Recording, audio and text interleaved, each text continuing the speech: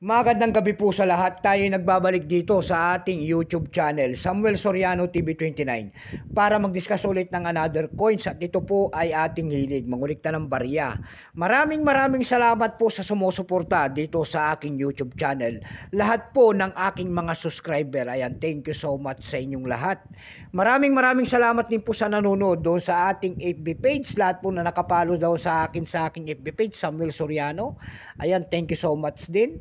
Lalong-lalo na yung mga nagsisend ng star dyan, dito doon sa aking FB page. Thank you so much. Ayan. Dito naman po sa aking YouTube channel, ayan, anyayahan ko lang sana kayo lahat po na hindi pa po nakapag-subscribe dito sa aking YouTube channel.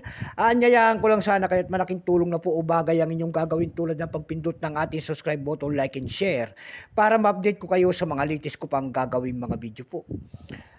Mayroon naman tayong pag-uusapang barya at ito po ay world coins. Barya po ng Netherlands. Ayan, year 1998 para makita natin ang kanyang presyo kung magkano na. Ayan, baka mayroon kayong mga ganyan. Ayan, bultuhan po ang ating bili sa mga ganitong mga world coins. Ayan. At hindi pa po ito kamahalan ng ating mga benta. Ayan, tumataas po ang presyo ng mga world coins natin sa mga platform tulad ng mga eBay kasi may mga ano po talaga yan, pandaigdig ang presyo po. Ayan. Bago tayo magsimula sa ating talakayan, kilalanin mo muna natin siya para makita natin ang kanyang presyo. Issue po, Araba, Netherlands. Period, Betrix, 1980 hanggang 2013. Type ito, standard circulation coins years.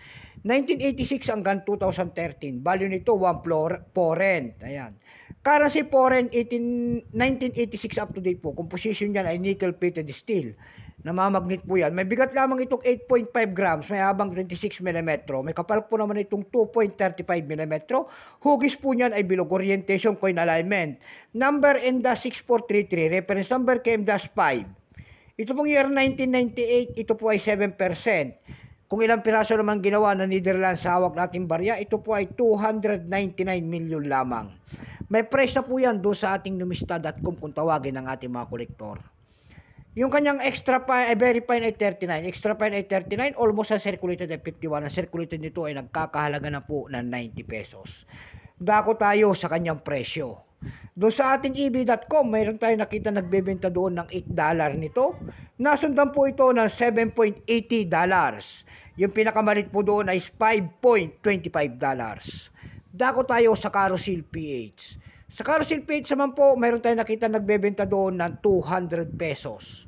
Ayan lamang po ang ating may babahaging kanyang presyo. Keep safe po sa lahat and God bless.